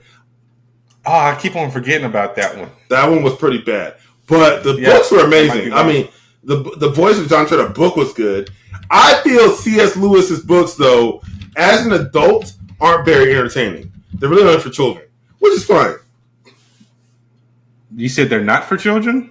I said they're really only for children, which is fine. Yeah, I mean, yeah. But as an adult, I went back and read them as an adult. I'm like, why would you do that? Did you want to go back to that place of nostalgia? You know, the guy who hates nostalgia? I don't hate nostalgia. I just don't think it's...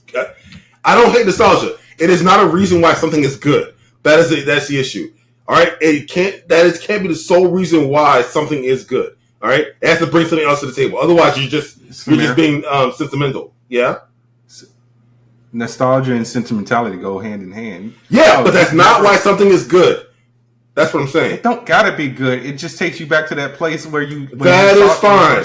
But don't sit there and come in here and say, "Oh, this is amazing," and you can't talk shit about it. No, I can talk shit about it. People do it all the time. That is also your opinion. Yeah, but it's not why something is good. Everyone has it. But it can be because there's objectively other reasons why something is terrible, and because you're looking through a lens of nostalgia, it makes it good. We were just talking about something recently. The Simpsons. Simpsons is a good example of nostalgia, actually, because the show isn't fun anymore. I don't know why it's still getting ratings. What it is, this episode was funny that I was just telling you about. Okay, I mean, sure. I mean, like I said, you don't watch the show, so yeah, no one watches the show. I don't know who's watching this show. I swear, the reason why this show gets ratings because people put it on in the background and just turn their brains off. It's like The Office. Samir, The Simpsons average on between 1 and 4 million viewers a week. Yeah, how many people actually still watch The Office instead of just letting it be background noise? I mean, The Office isn't on the air anymore. No, Simpsons is still going. People still stream The Office though, and that's why people pay money to get it on their platforms. How many people actually watch The Office versus how many people who actually have it in the background for noise? I don't know, but I'm very upset that since we're reviewing Doctor Who, you didn't tell me that Captain Tate was on a couple of episodes of The Office. You son of a bitch. Why would I know about that? I thought you watched The Office. No, I watched enough of The Office to have a good idea what the show's like. Because why? People put it in the background. I'm hanging out with friends, and they have The Office in the background. So I've watched large portions of seasons over time. I never actually watched The Office from the beginning to end.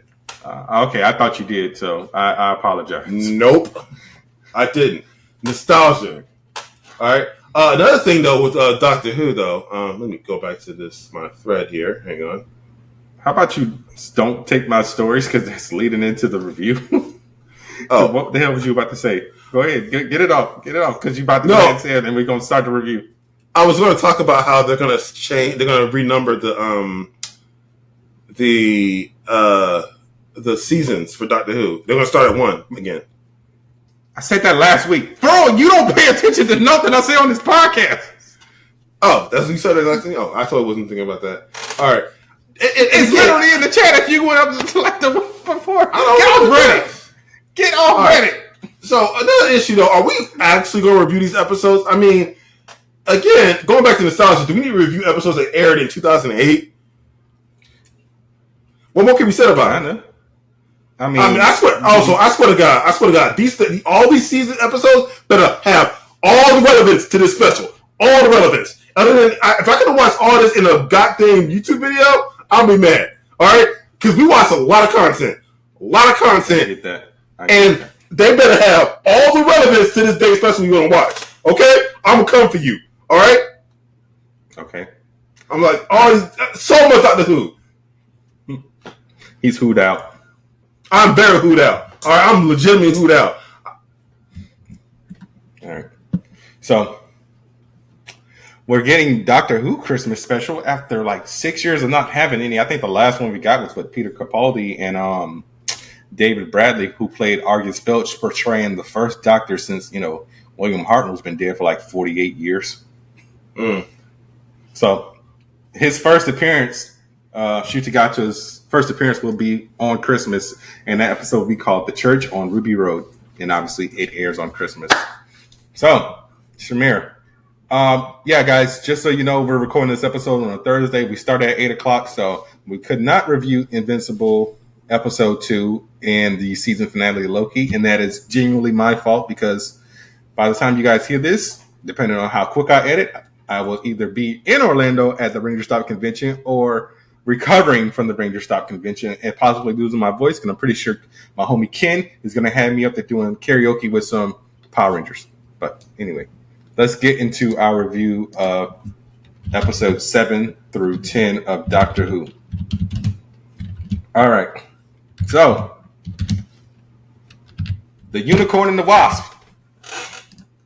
The Agatha Christie episode. Samir, what are your thoughts and feelings on this one?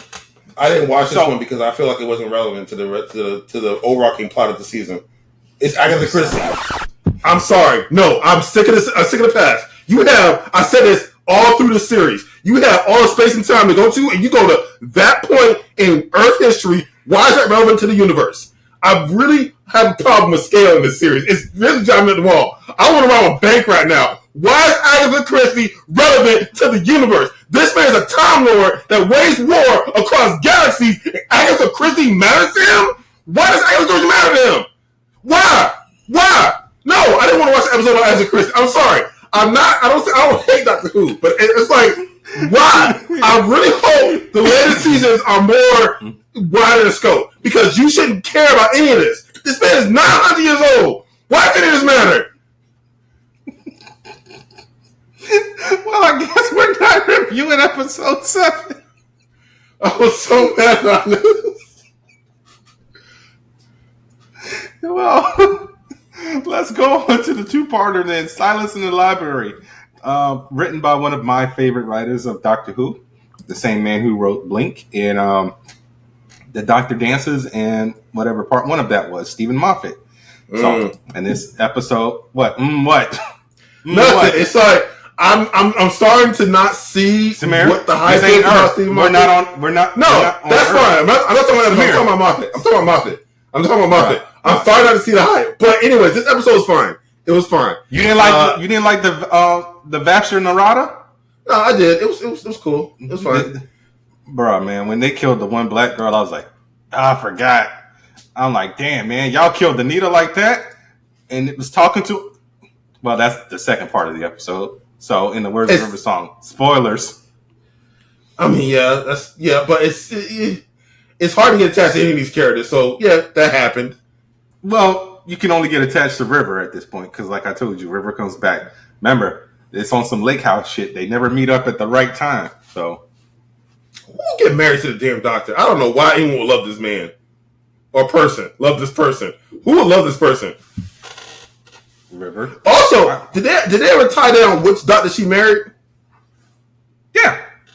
Which one? She married Smith. They have the wedding of River Song. Okay, so she married Matt Smith. So why would she assume why is she surprised? He looked totally different. Samir, because she didn't remember. They're going opposite directions in time. I get that, but by that point, River is already his wife at that point. Yes. She married him. Yes. So why is she surprised that this doctor doesn't recognize her? Oh, wait, no, I get it. Because maybe in the future, she doesn't know which... Yeah, okay, now I get it. Okay, it had to click. It had to click. Because you don't know if... She doesn't know if that doctor changed from... Yeah, it's dumb. As regenerated. She doesn't know if he's regenerated. Right. Idiot. I'm literally saying, she's on this side of the road, he's on this side of the road. There's some... Like, I don't get it. How does she not know what he looked like? No, I get it now. Okay, it's just... So that's clever. All right, like I said, I don't hate Doctor Who as a whole. I just hate its scope sometimes. So, man, these episodes, this reminded me how much I love Doctor Who and Stephen Moffat. And, you know, his run with Matt Smith and Peter Capaldi, because he obviously becomes a showrunner after Tennant's run. He should have stuck around for Jodie's run and let that lady goddamn high and dry. He actually wasn't supposed to do the last season with Bill. Peter Capaldi wasn't supposed to have another season. So there was supposed to be no Bill season, but due to the fact that he couldn't find a showrunner, he's like, fine, fuck it, I'll just do this season. That's why Bill only has one season. He probably got tired of doing Doctor Who, honestly. He wouldn't do other things. He was also doing Sherlock at the time, so... Yeah. Yeah. Or that racist ass Martin Freeman. Oh my god! I mean, Yeah, you didn't hear about that? I'm not excusing it. We talked about it. We talked about it when we reviewed Wakanda Forever. So you somehow weaseled that in there. I'm just saying. I'm like, damn, Martin Freeman, you thought she was cool. But yeah, so we get our introduction to River song on a planet just simply called the Library. So somebody sent the doctor a message like, "Yo, hurry up and get here. We need your help." And we find out that it's River, and she knows him, but he don't know her, as Samir said, because he's like, "How the hell she don't know that he don't know her?" And we also get this side story of a young girl who is seeing a therapist, and Colin Salmon playing a person named Dr. Moon, and you know she sees everything that happens in the library. And we don't figure out how until part 2. And we get an introduction to the Vastra Narada, which are basically See, this is why I like Stephen Moffat. He makes you scared of pretty much anything. He made me scared of little kids in gas masks around Halloween time. He made me afraid of stone statues, stone angel statues, and shadows. Got me out here paranoid, walking backwards near a church. But yeah, so River Song shows up with Strackman Lux and a team to figure out why the library was sealed. I still want River Song's journal. It's hard to find a TARDIS embalmed journal unless you like going Etsy, and they're not really good quality.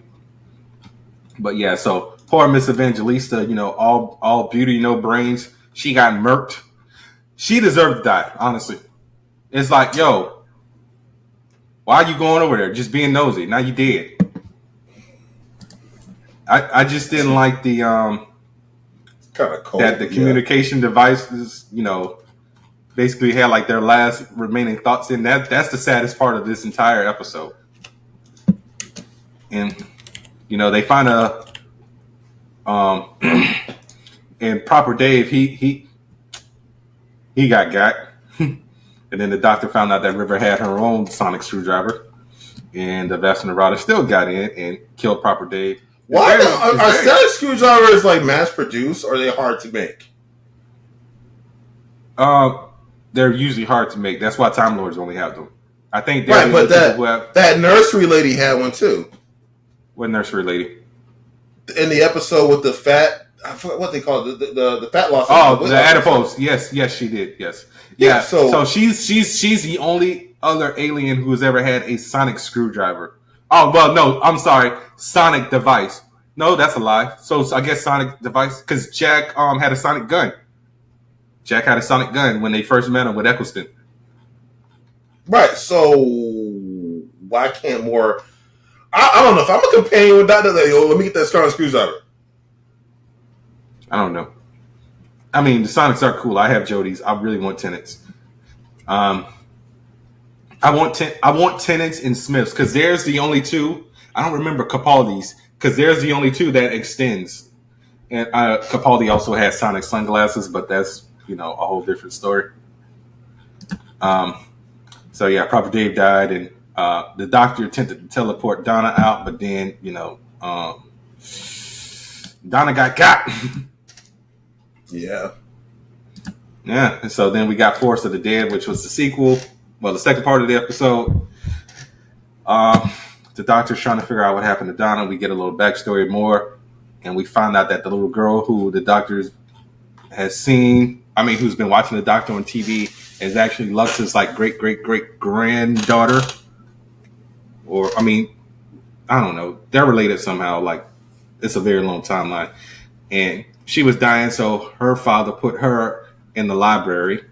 And apparently the Vastra Narada were all in the books because this is their forest. So she saved them and basically overloaded her memory core. So she's on the verge of dying. And Donna's got her own version of This Is Your Life, or The Truman Show, where she's got a stuttering husband and she keeps time jumping. The next thing you know, she got 2 kids. And very sad episode. How do you ever come back for something like that? You don't. That's why traveling with the doctor it's a dice, because Rose is in a parallel Earth. Donna's whole family is traumatized from being tortured and enslaved for a year. I mean, I said Donna, I meant Martha. I mean, Martha's doing good. She's at unit, and she is engaged to Tom Ellis's character because she found him. So that's her fiance. Yeah, just don't travel with that man. So you want to travel with the doctor? No. Well, dragging me all through the past as a black man. Like, why are we going through Earth's past? Hey, man, you live in Fredonia just like Martha. Yeah. But so the doctor figures out a way to free up some of the space in the library. He has to get the 4,200 people who were saved as data and extract them from the memory. But in order to do that, he would have to sacrifice himself. And River decides to do it herself because she loves the doctor, and she proved that by telling him his name. And no one knows the doctor's name. And Samir, don't ask me because I don't even know that motherfucker's name, okay? I wasn't gonna. Okay, just making sure. So, yeah, River dies, and she actually had her neural uplink embedded in her sonic screwdriver, and so the doctor put her consciousness in the library. So River got a somewhat happy ending. It was still sad to see her go because happy. What? She's still alive in a sense. That's not life. She's not alive. I said in a sense. But that's the thing. So it's like, so for all time, that's where she meets her end right there. That's the fixed point in time. Yes, so that's her end. Yeah. So it's like you meet the character. That's River's song, and now she's dead. No, you meet the character. You fall in love with the character because River called the doctor out on his bullshit. Spoilers, like, bro. When I first saw this episode, I was saying spoilers for everything. I don't know if you remember that. I think you snapped at me one day. It's like, why you keep saying that? Shut up. But nah, man. So yeah, I mean, this is her end, but we get to see her again. It's okay. So it's like it's just gonna be more of a low hanging emotional fruit. That's all it is at this point. It's like, why kill off a good character like that? For what? Because at this point, I'm not sure if Moffat knew he was going to be the showrunner. Because like the last 4 episodes of this season, they were specials and they aired like 2 years later. So they aired like around like 2010, 2011. So I think they were still just trying to figure out who was going to be a showrunner and things like that. So he kind of wrote himself into a corner.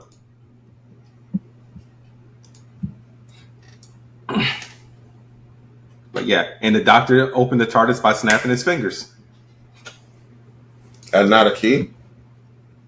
I always thought that was weird too. You don't remember? Huh? No. Remember, she said my doctor can open the TARDIS by snapping his fingers. Like, no one can do that. And he did it at the end of the episode. And he closed it. Okay. So, another good episode with a supernatural twist. Midnight. Did you watch this episode? Yeah. Alien Planet. Donna. Okay, just making sure. Donna took the back seat on this one. She's only in the episode for like 2 scenes. Good. So it's the doctor on the train on a borderline. Damn, why you say good? You like, man? I'm tired of Donna. Why are you tired of Donna? Because she be calling the doctor out? I don't know. I'm just tired of. Honestly, I just don't find her that fun of a. She's not that fun of a companion, to be honest. Yeah. I like the last one before. I like Rose more than her. Damn, you like Rose more than Donna? You was just literally shitting on Rose like 2 weeks ago. Yeah, I don't know. I don't think she adds that much to my experience. Bro, you hear this crap? So yeah, this episode was pretty good, and this one was written by Russell T Davies, who was the showrunner. So the doctor's on a train, and all of a sudden the train stops, and the driver and the mechanic are gone, and something gets into the train and attacks a lady by the name of Sky Silvestri. And just literally just starts mocking everyone to the point where she catches up and whatever's possessing her latches onto the doctor. Bro, I hate that guy and his wife and his son. Jethro, he was kind of all right, but then he kind of started to make a turn. And I don't like how they treated Dee Dee, the black girl. Yeah. And her professor. Bro, I wanted to punch him in the face. Yeah, She clearly knew more than him. Talking about you know nothing. Bro, they was about to throw the doctor out the train. Oh my god, this is not. I don't know. I just wish. All I gotta say is shout out to that hostess who decided to pull a 180 because she realized that the thing was actually taking the doctor's voice when it started saying Multibele and Alonzi and all that, and she sacrificed herself. And then the wife was like, "Oh yeah, I knew it was still in her all the time." I'm like, "Shut up, bitch. We should throw you out the train. You and your husband." But yeah, good episode. If you want like a one shot that's that's kind of up there with Blink, I highly recommend Midnight. All right, I mean, Samir obviously ain't got no talking for who. I mean, they're kind of, it is what it is. I mean, we have a couple of points to touch on before we head out, but that's about it. Okay, what do you got? All right, so I did say I want to review, to do a quick review of a graphic novel I read over the past week, which I did. I did say I was going to read Palestine by Joe Sacco, which is one of the main. I mean, this one's a pretty low hanging fruit because everyone's been pushing this one. It's basically a graphic novel depicting the events that happened in Palestine from the West Bank, from the West Bank in the early '90s. Essentially, what the era was at that time, and it's a bit of a rough read, obviously, but that's not the point. Kind of, you want to read it for those experiences and to get a perspective on it. I highly recommend this one, and yeah, that's great. I mean, I unfortunately didn't get a chance to read my second graphic novel of this week that I want to read, touched on the same issue, but we can talk about it next week. Yeah, I'm going to talk about it next week. Yeah, definitely pick up Palestine by Joe Sacco. Really good read. I actually got around to reading it in its entirety throughout the whole week. Great. You can, I mean, there's websites you can find it online. Read it up there, or you can purchase it from Amazon. It's fairly inexpensive, and I imagine that the sales for it have gone up since. I'm pretty sure they have. Sorry. Yeah, because everyone's on social media. Everyone's been pushing this book, so I figured I'd start with this one first. So, all right, so do you want to talk about these 3 episodes of Scavengers Reign? Because I honestly don't feel like I'm going to finish this show. You weren't feeling this show? God, man, that show is really good. What's your vibe? What's your vibe on the show? Just the setup of it was just trash. Like honestly. Jarring, or like what are you feeling? No, about it? So like I don't like just being thrown into stuff with like any type of exposition or it being shown to me. So we get a cold open of a ship, and it's just like, oh, these people are gone.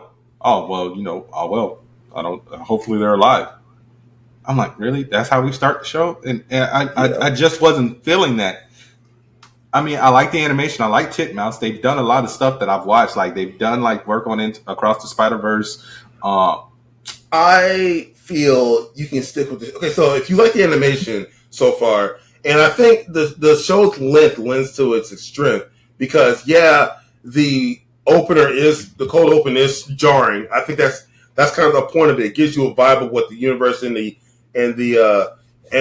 humanity of humans at the time is like. They lost a whole ship of people, and they're like, "Oh well, it's Tuesday," So that's kind of where they are right now. And everyone has a whole ship because I thought those were escape pods. Well, there's the people are up in stasis. The main cast they got, or at least the cast as we know it now has gotten out on escape pods. They're trying to bring the ship down to basically get out the planet. So, anyways, you get an idea that very early on of what's going on, at least from your perspective at that point. Yeah, maybe they might do a twist later, but that's kind of where you are right now, and it happened pretty quickly. You're not in the dark that long. Yeah, and it's just annoying that it happened so quickly, and this is one of those situations where I just feel like we're trying to tell too many stories at once. So we're getting 3 different stories. Yeah, we're getting Sam and I can't remember the girl's name. the white girl. You know what I'm talking about? Yeah, I know what you're talking about. Yeah, and we're getting the robot in what's her name? Ozzy, Yes. who's voiced by Wumi Masoko, who we know from Loki and Lovecraft Country. So love to see her. Levi and Levi and Ozzy, and it was Ursula. I mean, yeah, Ursula and Cayman. So I'm just like, I feel like I don't really know how to describe how I'm feeling watching this show. Like, I feel like we're being oversaturated. Like, if anything, I would have preferred, because it's 12 episodes, I would have preferred for everyone to have like at least 3 episodes on their own, and then like the last 3 possibly like with them like all like reuniting or something like that. Because I already feel like that's where the show is going to go in the end of this first season. Because like I said, I've only watched the first 3 episodes right now, and Cayman eating whatever's coming out of that thing's mouth, because it looks like he's getting high as shit. His eyes are all white and everything. That was crazy. I like that part. Yeah, but I'm just like, I don't know if I'm going to keep going with it, honestly. But I mean, like I said, the animation is good. It's 12 episodes. The animation is amazing. Yeah, but the short episodes are 24 minutes. I know. It's just like I just don't know. I mean, I don't know. I think maybe this is one of those series where it's going to make sense in the end of the first season, and it'll click. Yeah, it's just the simple fact that fucking intro, that really pissed me off. Like, I hate when shows do stuff like that. Like, oh yeah, so you know those guys are deserted. Tough break, nigga. That's basically what it felt like. I'm like, I don't know. Skit. I like that opening, but again, you didn't have to wait long to see the. I get that. Yeah, but I don't know. It's on Max, y'all. So if y'all want to check it out, y'all can check out Scavengers Reign. Yeah, check out Scavengers Reign. Before we wrap, there's one last thing I want to talk about before we get out of here. We are done, right? Trying to keep me here. Yes. Yeah, we are done. Okay, so I watched the final episode of Attack on Titan, the final chapter. It is done, finished, and I have to say so let me get this right. It was just one episode. It was 1 hour and 30-minute episode. So they basically turned it into a movie. Sure. Thank God it's over. 10 years for what? 5 seasons? Go ahead, tell us about it. Peak TV. I think going forward, I gave up. I quit. Going forward, just too much time in between it. All right. Well, going forward, this will be the best TV show ever made. I think in the top 10. If your top 10 doesn't have Attack on Titan, I don't know. I can't trust your taste. That's just it. Honestly, I might have to start it from the beginning, just because of that long ass gap. It really took me out of the show, because I don't know if you remember in the group chat, I was like, why the fuck did Levi like just pull a 180 like that? I was so lost. So like, I mean, it has, how many episodes does it have? Like 60 something, 60, 70 something. 90 and that was episodes and 2 specials. Really? It was 90 something? Yeah, that's not that long. So 90 episodes and 2 specials, you can knock that out. Yeah. Take it. Yeah, the first, and it's not that bad. The first season has 25 episodes. The second season has 12, and that's what happened. Second season has 12, and the third has 22, and the fourth has 35. It's not that bad. Yeah. All right. Anyways, like I said, I don't want to give anything away. All I can say is that it's emotional, and it's riveting, and it's just I don't know. Like I said, I was stuck. All right, it had me for the whole time. It does not stop. That from the first minute of that episode to the last moment of the episode, you are stuck to the screen, and it is just a ride all the way through. It's amazing. Like I said, peak TV. It's the best. It's the best show you ever watch. One of the best shows you ever watched. I honestly don't even know how the hell I got into this. I guess I had to catch it when it was like when season 3 was getting ready to start, because Bro, U.S. air date was originally May 3rd, 2014. Do not recall even watching this show. 2014. Have no recollection of watching this show in 2014. So I had to watch this in like 2018 when they did like a marathon or something. When season 3 started. Because I'm just like, bro. If I spent a decade of my life watching 4 seasons of a also, I don't know. I gotta call nonsense on you because you waited a long time for Doctor Who, so you can wait for this. What do you mean I waited a long time for Doctor Who? Aren't there gaps and stuff between Doctor Who also? No. There's usually like 6 months, not a year. Like we'll get a Christmas special, and then we'll what are you talking about? Did you just say years and much? Yeah, it's not that much. Look, we had the first episode aired in 2013, and then the biggest gap. No, look at the U.S. date. So May 3rd, 2014. The biggest gap was between 2017. Yeah, after that it was all yearly. Yes, that's why I'm saying I possibly started in season 3. Is what I'm saying. So right, and at that point it was on schedule. Yes. So it's not like they ran you. It's not like they drug you along. I forget why there was a long gap, but there was a long gap between season 1 and 2. After that point, you can just knock it out. And now it's all released. Go watch it. If you haven't watched it, go watch it. And there was a gap in season 4. No, there was a break in season 4. We got December 2020, and there was a March 2021 to January 2022. Right, then it came back in March of 2023. Yeah, that's a 2-year gap. Yeah. I mean, it's not just the only show you watching. No, but it was the only anime that I was watching. I mean, you can watch that. At that time, I get that, but like at that time, it was pretty much just that, like Dragon Ball Super.